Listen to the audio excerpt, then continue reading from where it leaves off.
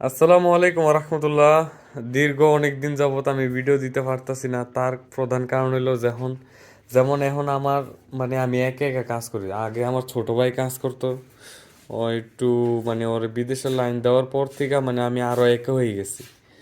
তো আপনারা অনেকেই প্রশ্ন করতেছেন যে ভাই আপনি কি আর গরু টরু পালবেন না বা গরু কবে উঠাইবেন? না, ইনশাল্লাহ গরু উঠামো। যেহেতু আমরা কৃষি নিয়ে কাজ করি আর গরু যেহেতু আমার রক্তে মিশে গেছে, গরু ছাড়া তো আমি আর ভালো থাকতে পারবো না। তো ইনশাল্লাহ আবারও ইনশাল্লাহ ভিডিও টিডিও দিমু। এখন আবার ধান টান আসতেছে, ধান আসতেছে, ধান লাগানো হইতেছে, আবার ভুট্টাও লাগাইতেছে, এই জন্য আমি ভিডিও দিতে পারতেছি না। তো ইনশাল্লাহ ভিডিও দিমু, আর কয়েকটা দিন অপেক্ষা করেন, ইনশাল্লাহ আবার গরু উঠামু। আর আপনারা এই গাভীটার জন্য দোয়া করবেন, মাসাল্লাহ দিলে এই গাভীটাও আর 2-3 দিনের ভিতরে বাচ্চা দিব।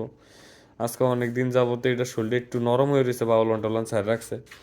আর এই দেখেন, এখন রাতের 11টা বাজে, বুঝছেন? সারা দিন তো সারা থাকে, রাইতে এখন লাইট লাইট বন্ধ আছিল, এখন লাইট জ্বালাই দেখি নাচানাচি করতেছে, বুঝছেন? এটা হলো ওই বাছুরটা, এই যে কিছুদিন আগে দেখলেন যে বাচ্চা দিল ওই গাভীটার, এই যে এই গাভীটার, বুঝছেন? এই ওরে দুধ খাওয়ানোর লাগা, ওরে দুধ খাওয়ানোর লাগা আমরা কিন্তু এই গাভীটা থেকে এখন পর্যন্ত এক ফোঁটাও দুধ খাইতে পারি না, বুঝছেন? এই সব দুধ খায় হয়, দিনও দিন 24 ঘন্টা সারা থাকবো। মার্শাল্লাহ আজকে এটার এই 23 দিন বয়স, মার্শাল্লাহ বললেন। কারণ আপনাদেরকে দেখাইতে গিয়া যদি আমি কোনো ক্ষতি হয় তাহলে পরবর্তীতে ভিডিও বন্ধ করে দিতে হবে। 23 দিন বয়স, কৃমিনাশক করাই দিছে, আমি কাল পরশু ভিডিওটা দিব। আর এই হইল ওই যে যে সাদা গরুটা, যে ষাঁড় গরুটা দেখছেন, মাত্র কালকে দাঁত ফলাইছে, কালকে দাঁত ফলাইছে। এই হলো প্রেগনেন্ট গাভীটা। এটার জন্য আপনারা দোয়া করেন, মাশাল্লাহ বললেন, যাতে সহি সালামতে একটা ষাঁড় বাছুর দেয় আল্লাহ তালায়। কারণ আমার এই গাভীটা নিয়ে অনেকের একটা এই গাভীটা নিয়ে অনেকের প্রশ্ন করতেছেন যে আসলে কেমন বাছুর হয়, যে এটা দিয়ে তো দেখছেন ওই ছোট গরুটা এটাই সবচেয়ে বড়। এবং আমরা তো মনে হয় যে এগুলো আমরা কোরবানিতে বিক্রি করে দিব, এই গাভীটা কিন্তু আমরা কোরবানিতে বিক্রি করে দিব বলতে, এখন যদি বাচ্চা দেয়, বাচ্চা দেওয়ার 3 মাস পর্যন্ত দুধ খাইবো, এরপরে শরীর ভাঙতে দিতাম না, তার খাবার দিব কিন্তু একবার ভরপুর খাবার দিব যাতে শরীরটা না ভাঙে, যেহেতু আমরা মাংস হিসাবে বিক্রি করে দেবো। এখন আবার অনেকে বলতে পারেন যে ভাই মাংস হিসাবে কেন বিক্রি করবেন, আপনি তো এটা গাবি বানাইতে পারতেন। দেখেন আমু গাবি বানাই আরও লস।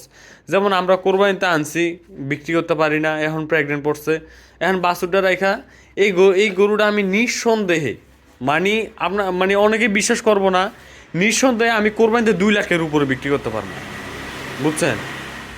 আমার অঞ্চলে শাহিওয়াল গরুর চাহিদা বেশি, 2 লাখের উপর বিক্রি করতে পারবো। কিন্তু আমি গাবি বানাই, এটাতে কয় টাকা আমি ইনকাম করবো, কয় টাকা আমি লাভ করতে পারবো? মানে জাত উন্নয়ন করতে করতে যে আমগো কৃষকের যদি জাত আরো উন্নয়ন বন্ধ হয়ে যায়, তাহলে আমরা কৃষকেরা কিভাবে টিকে থাকবো, বুঝছেন? কারণ আমরা যারা ক্ষুদ্র খামারি আছি তাদের জন্য জাত উন্নয়ন না, কারণ আমাদের এটা দিয়ে আমাদের ফ্যাট চলে। এখন আমরা জাত উন্নয়ন করতে করতে আমরা ফ্যাট চালামু কেমনে, বুঝছেন? যাই হোক, ওইদিকে যাইতে চাই না। এটাও মাসাল্লাহ দিলে কালার পরিবর্তন হইতাছে, দাঁতছে। যদি কোরবানি আইতে আইতে যদি 4 দাঁত না হয়, তাহলে ইনশাল্লাহ এটাও রাইখা দেবো।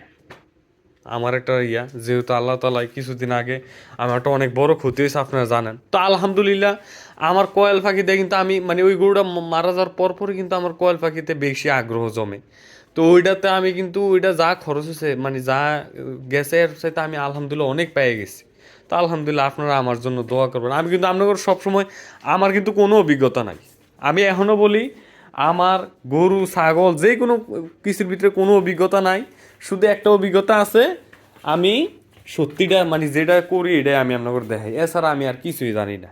আসলেই আমি খুবই খুবই ক্ষুদ্র জ্ঞানী একটা মানুষ। এই দেখেন কেমনে লাফালাফি করে, এই সারাক্ষণ এখানে থাকবো, থাইকা দৌড়াদৌড়ি করবো।